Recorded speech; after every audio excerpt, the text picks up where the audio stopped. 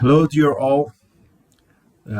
My name is Ashkan Vatandus. I'm a flow assurance engineer and software developer at HydraFLASH. This is the first webinar that we have planned for providing technical consultancy on some of the questions that the HydraFLASH software customers shared with us. And it is the first among a series of webinars that we have planned in order to share with those who are interested in flow assurance studies. And I'm recording this video in order to publish it in the website of the company in order to be accessible for those who haven't had the opportunity to attend this webinar.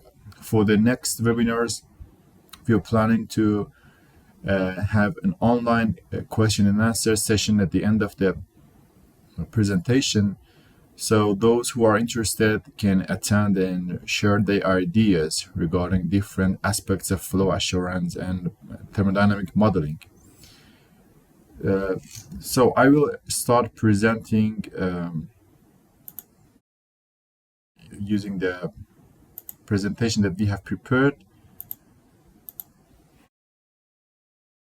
The content of this webinar include 4 case studies that our customers shared with us, and the majority, the first 3 case studies are about the thermodynamic modeling of phase boundary of hydrates in HydraFLASH software, and then there is another topic regarding the designing the slim tube experiment that we will cover in this presentation.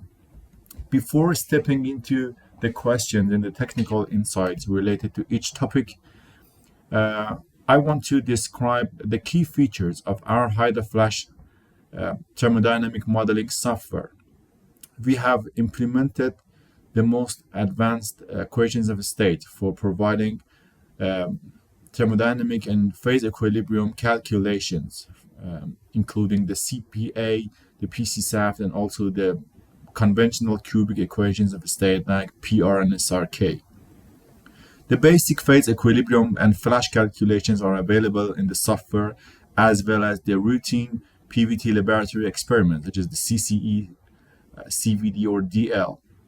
Also, we have included the fluid characterization module, including the characterization regarding different calculations such as asphaltene, wax calculation, and also recombination and mole removal.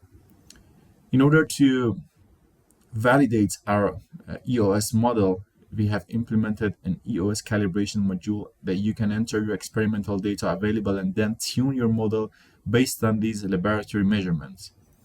Regarding the flow assurance, there are different sections available in our software, but the most important ones are the hydrate dissociation and inhibitor performance modeling, wax appearance temperature modeling, and also asphaltene precipitation modeling.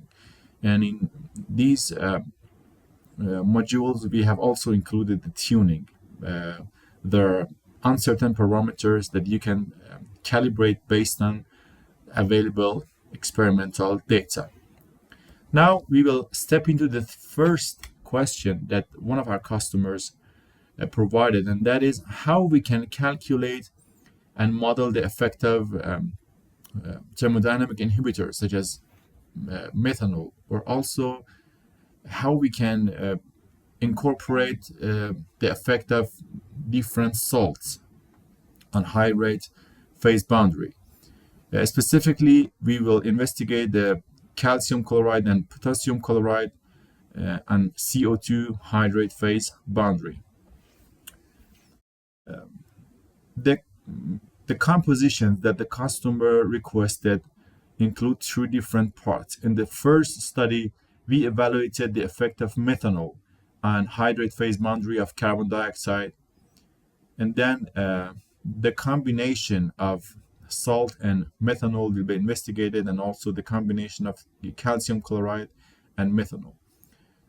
You know, the alcohols and the glycols act as inhibitors on hydrate formation the hydroxyl group hydrogen bonds with water, which is the major effect, that it is in competition with hydrate gas molecules, and also the hydrocarbon and of alcohols tend to organize the water into solvent clusters, which is the minor effect, but it is in competition with the hydrate host molecules.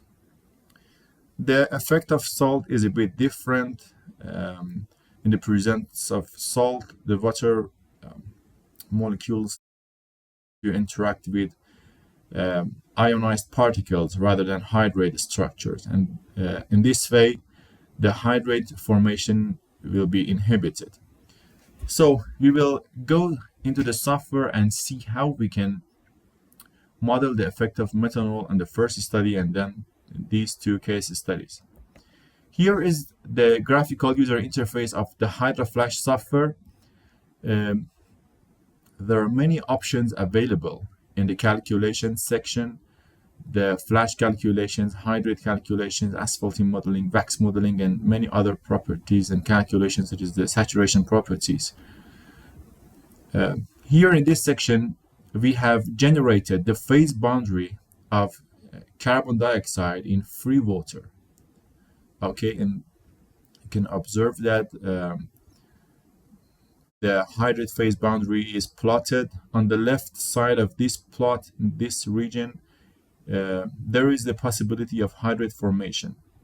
Now we want to investigate what would be the effect of methanol as an inhibitor, and we will create mixtures in the software and then plot the phase boundaries. In the fluid management section in the main ribbon, you will have the opportunity, the access to fluid management and characterization options. In order to create a fluid, you can click the create fluid option, and there are 4 sections here: the PPT report, which include general information about your mixture. It doesn't have much effect on the calculations, but it is for the sake of information that you want to access when you are working with different fluids. In the next section, you will have access to the compounds database. You can select as many components as you want into your composition. You can categorize the components, or you can search for any specific components and just then click on this green arrow to include it in your mixture. Once you selected all the components presenting in your mixture, you will have a box here where you can enter the mole percent or the weight percent of components. Here you can choose different options. I just want to enter the weight percent, so I will select this option, and then for example, for the case of 10% weight percent of methanol, you can enter 10 for methanol, 90 for water, and also enter the carbon dioxide. Once you entered the composition, you will have the opportunity to run the calculations. For the first case, which is the hydrate phase boundary of pure carbon dioxide in free water, we have generated this phase boundary, and the blue points are the experimental data available for the phase boundary of carbon dioxide in free water. You can observe that the calculations of the software matches the available experimental data in this composition, and then we generated different phase boundaries including different weight percentages of methanol.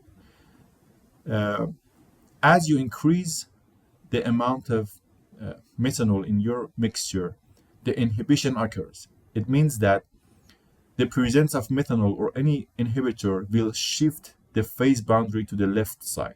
Okay, so in order to form hydrates, you will need lower temperatures at a specific pressure or higher pressures at a specific temperature. It would be more difficult actually to form for the hydrates to be formed. And as you increase the amount of methanol, as you can see, the phase boundary will shift leftward, and it actually makes it difficult for the hydrate to be formed. You will need lower and lower temperatures. Okay, here we can observe that the effect of methanol on hydrate formation have been successfully modeled in the HydraFLASH software. Now, we want to consider the effect of salts, how salts can inhibit the hydrate formation. The blue curve here is the phase boundary of carbon dioxide in free water, in pure water, and then we added 5% of potassium chloride, and you can observe that it just inhibited the hydrate phase boundary. It has moved the phase boundary to the left side, the green curve here you can observe. Now we want to investigate how will be the effect of combined salts and inhibitors such as alcohols and glycols and hydrate phase boundary. Here in this case we will create a fluid composition including carbon dioxide, potassium chloride, water, and methanol. So these potassium chloride salt and the inhibitor methanol are both present in the mixture, and for this case we have generated phase boundaries. You can observe that the blue curve is the phase boundary of carbon dioxide in pure water, the green is the phase boundary of carbon dioxide in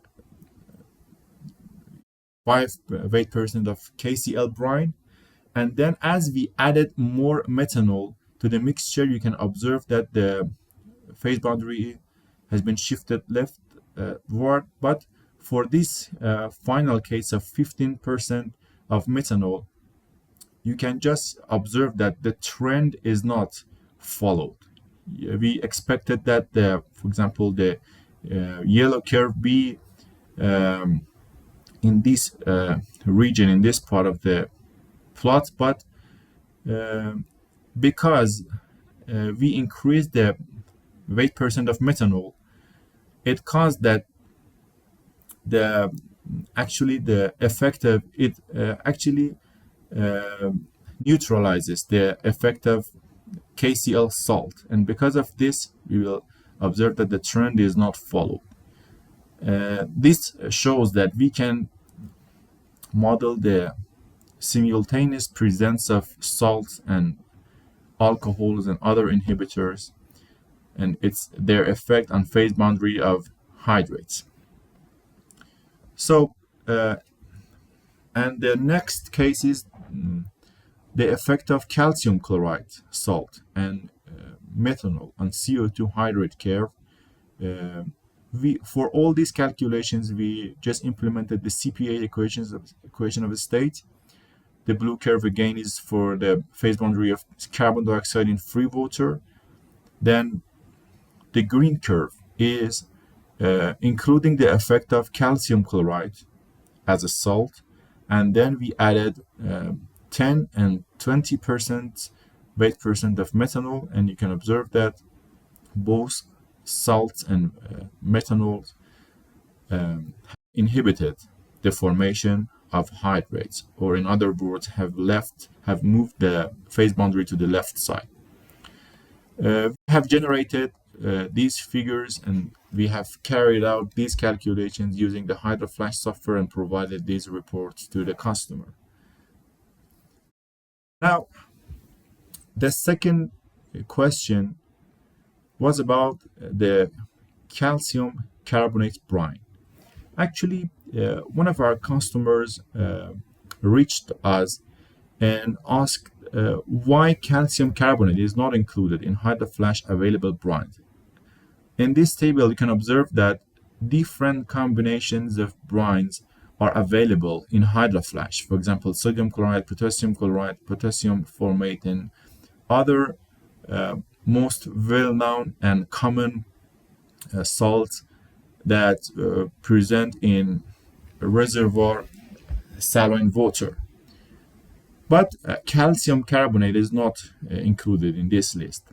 And the main reason is that the calcium carbonate solubility in water is negligible, is very small.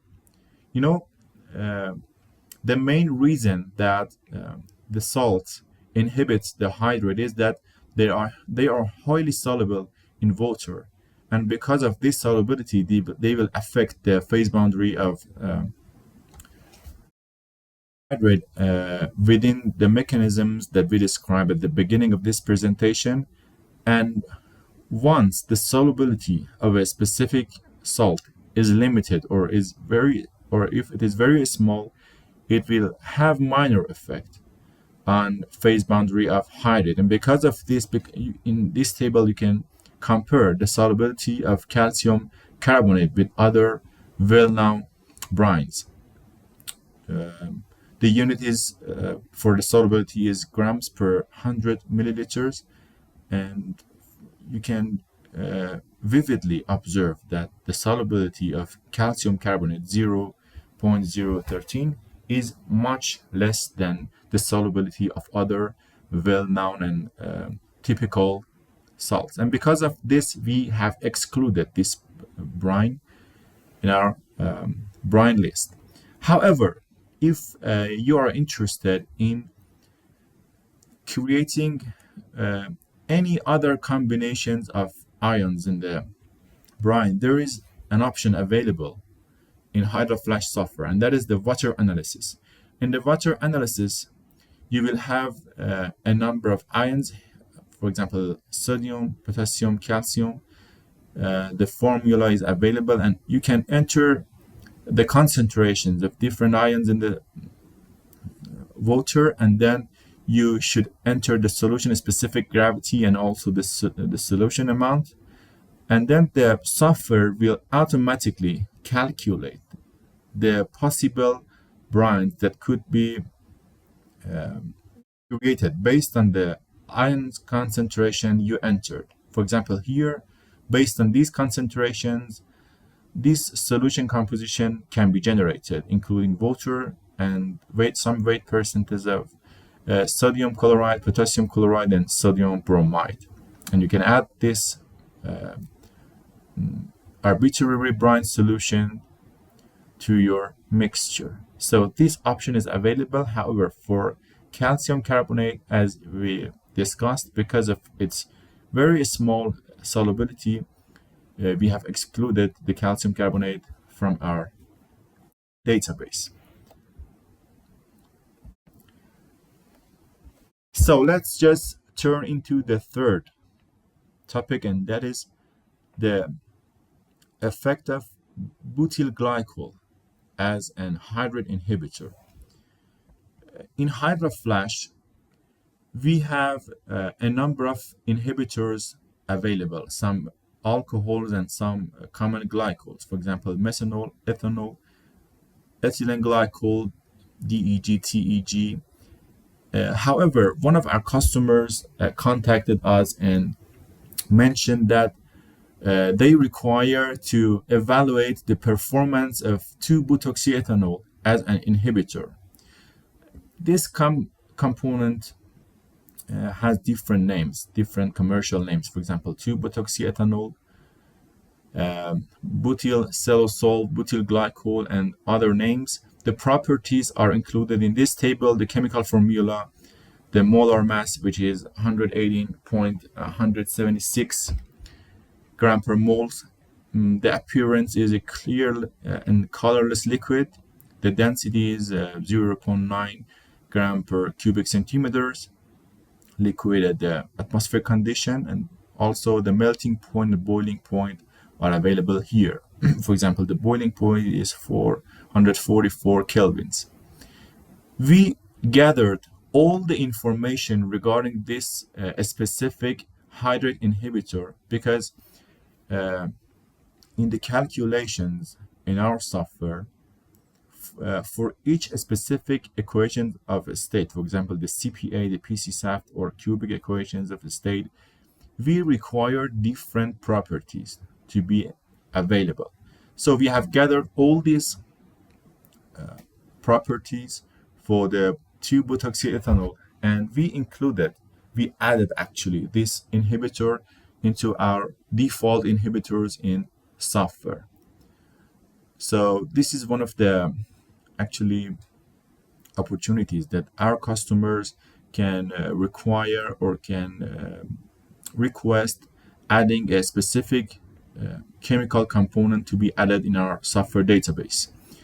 We added the 2-butoxyethanol and we generated phase boundaries of, as an example, the methane in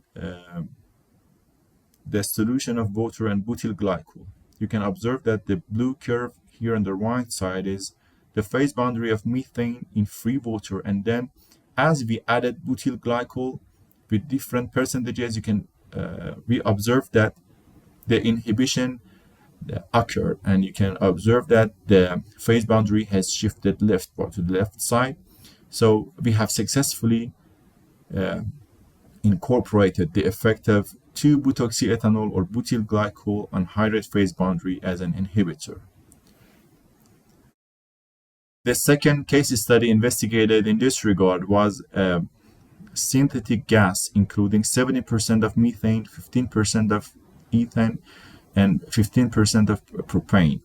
We again investigated the phase boundary of this synthetic gas mixture. The blue curve is the phase boundary of the gas in free water, and as we added different percentages of butyl glycol, you can observe that the hydrate formation is inhibited, and in fact the curve has moved to the left side. Now we want to discuss the last topic in this webinar, and it is about the design of slim tube experiment.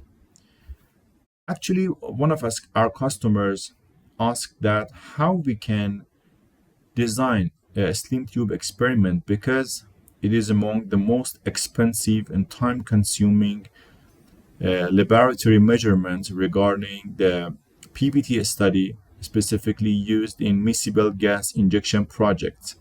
And if you can design it successfully, the experiment would be much more effective and efficient, and you can obtain the required information. Before stepping into how we can use the HydraFLASH software in designing the slim tube experiment, there are some technical insights that we have to cover, and then we will see how the HydraFLASH works in designing the experiment.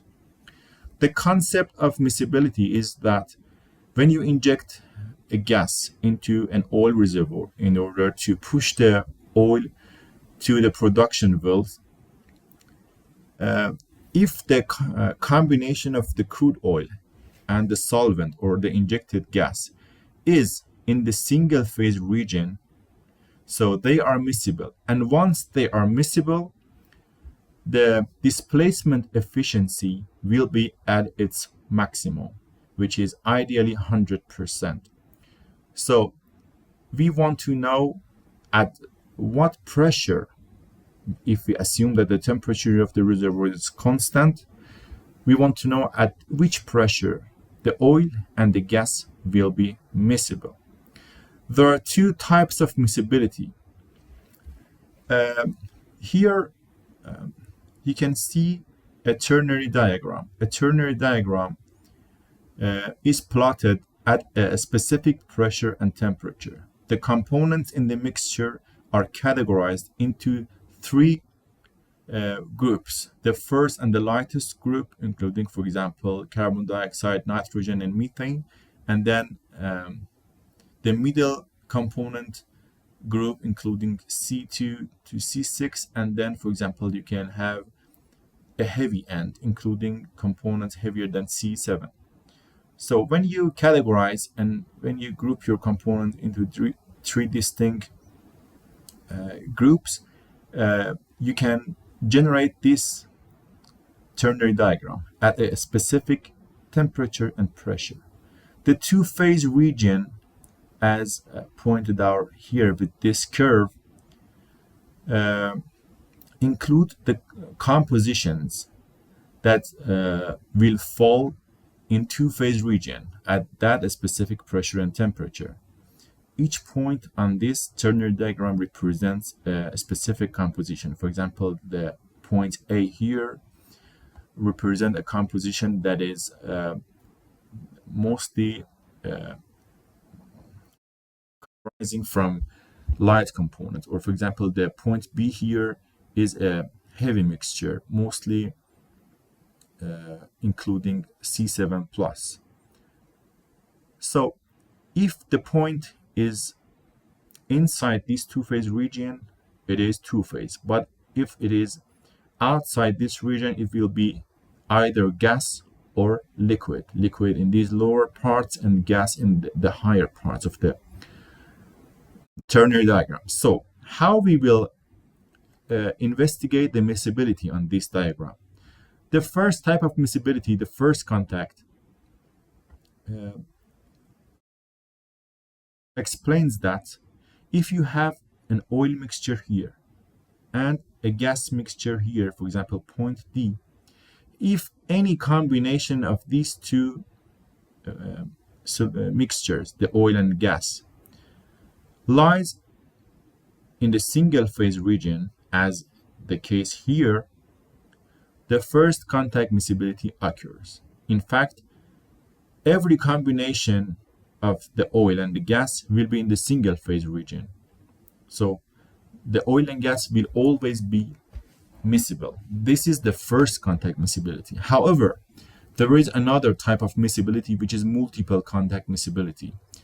In this type, it's not required that the line connecting these two mixtures be completely in the single phase region. As you can see here, the crude oil is shown by the red dot here in this ternary diagram, and the solvent or the injected gas is shown by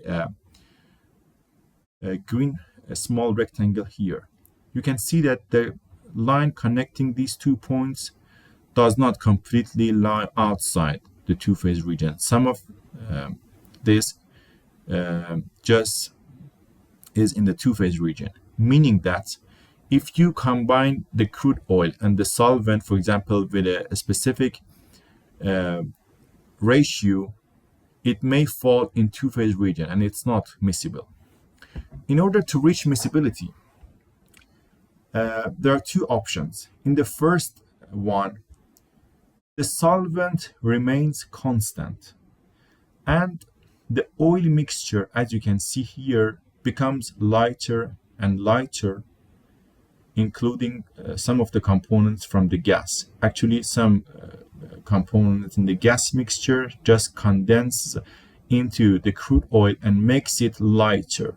It is the condensing gas drive. So the final crude oil will be here, for example, and if the crude oil is here, you can see that the line connecting this red line and the solvent is completely in the single phase region. The miscibility has been reached. But initially, the crude oil and solvent are not in the first contact miscibility zone. So the miscibility still occurs, but at a lower temperature. This is the multiple contact. And the second type is that the crude oil just remains constant. Some of the components of the crude oil just vaporizes into the solvent, makes it richer. And when the solvent reaches, for example, this point, they will be miscible. So these multiple contact miscibility requires lower pressure. You know, the pressure is very important. And the point is that we inject the solvent at the lowest possible pressure in a way that the solvent and crude oil are miscible, that ensures that we will reach the maximum displacement efficiency of gas injection project. This is in this slide. We will investigate the effect of pressure in two-phase diagram. If the pressure is very low. In all these 6 graphs, the temperature is constant. If the pressure is very low, all the available or all the possible combinations of these 3 components will be in the gas phase. As we increase the pressure, there are some points that include mostly the heavy components that will be in the liquid phase. There is the 2-phase region generated here and the gas phase. As we increase the pressure, the 2-phase region becomes smaller and smaller. And at very high pressure, each combination will be in the liquid phase. The point is that we do not want to increase the pressure substantially, because if we increase the pressure, the majority of oil and gas mixtures will be first contact miscible. But actually, we don't want to inject at this high pressure. We want to keep the pressure at the lowest amount possible. So now to know at which pressure we should inject. The minimum miscibility pressure is the pressure at which the oil and gas are multiple contact miscible. And we have to estimate or measure this minimum miscibility pressure in gas injection studies. There are many options available, both computational methods or laboratory measurement methods. One of the most important laboratory measurements is the slim tube experiment. In the slim tube experiment, you can measure the value of MMP. Okay? So as you increase the pressure, the oil recovery will increase in the slim tube experiment. Let's just turn into this slide where the slim tube is schematically shown. There is an oil chamber, a solvent chamber, or the injected gas chamber. There is a packed coil tube mimicking the porous medium, mimicking the reservoir. This packed coil tube is initially filled with oil, and then you just start injecting different values of solvent and observe that at each pressure how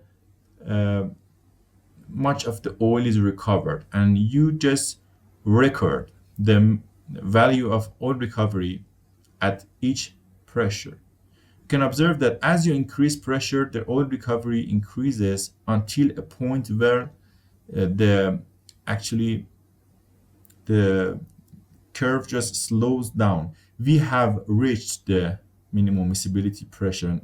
For pressures higher than MMP, you can observe that the oil recovery is not increased considerably. Okay? So the point where the slope changes represents the MMP.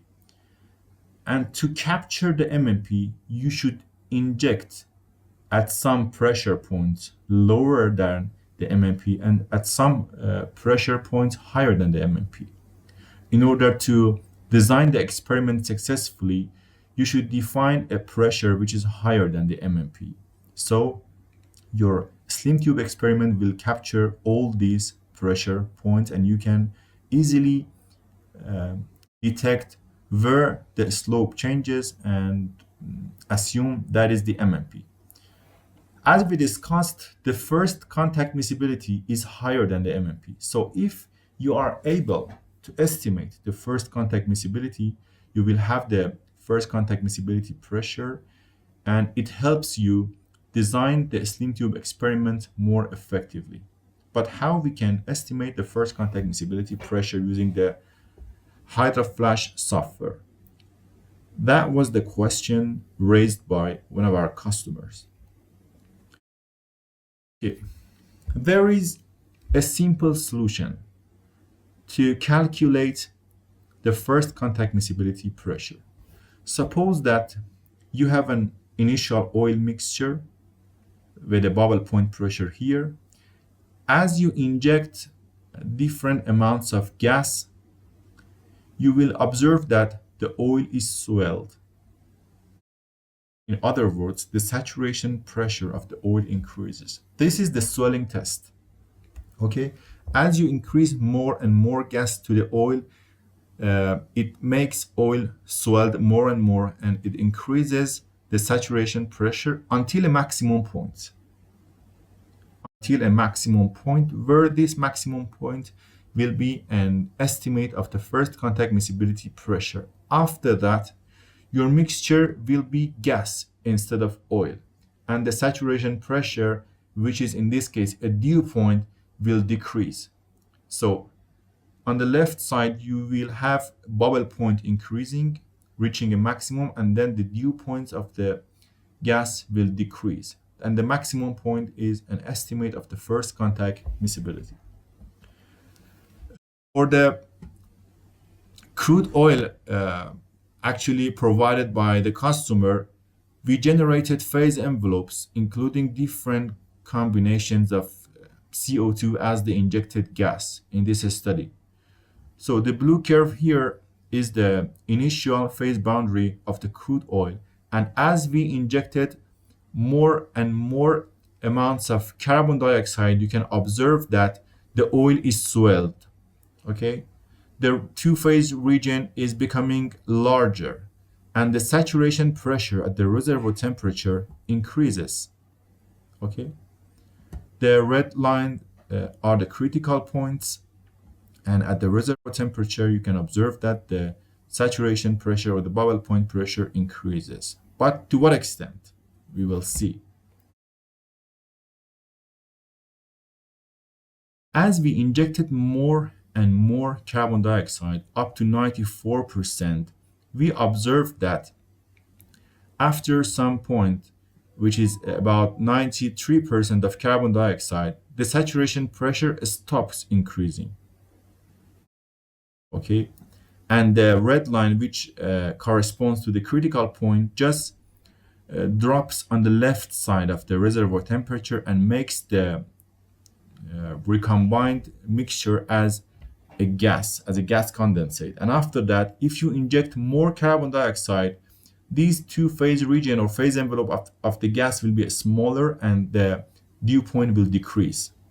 As you can observe here, if we inject more and more carbon dioxide, okay, the critical points shift to the left side and the phase boundary just becomes smaller. This is the reservoir temperature. And in this figure, you will observe that first the bubble points increased to a maximum point, which is about 205 bars, and then the dew points will decrease. So this maximum saturation point will be an estimation of the first contact miscibility. The calculation here was in complete match with the laboratory measurements that the customer just carried out. And you can use this pressure to design the steam tube experiment successfully. That is the end of presentation. In the next webinars, we will include other questions raised by our customers, or also any other important and actually new topics, both in the field of thermodynamic modeling and phase behavior modeling, and also in the field of flow assurance. We will discuss the challenges that our customers faced and encountered.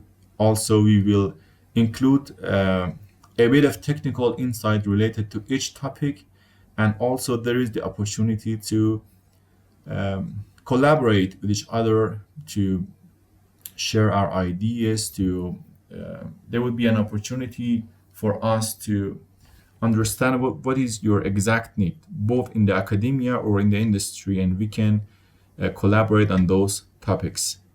Thanks for your attention. If you have any question or any suggestions, please do not hesitate to share with us. This is the contact information, the info at HydraFLASH.com, and this is our phone number. We will appreciate any opportunity to connect with you and collaborate on different aspects of flow assurance and PVT modeling. Thanks all, and have a nice day.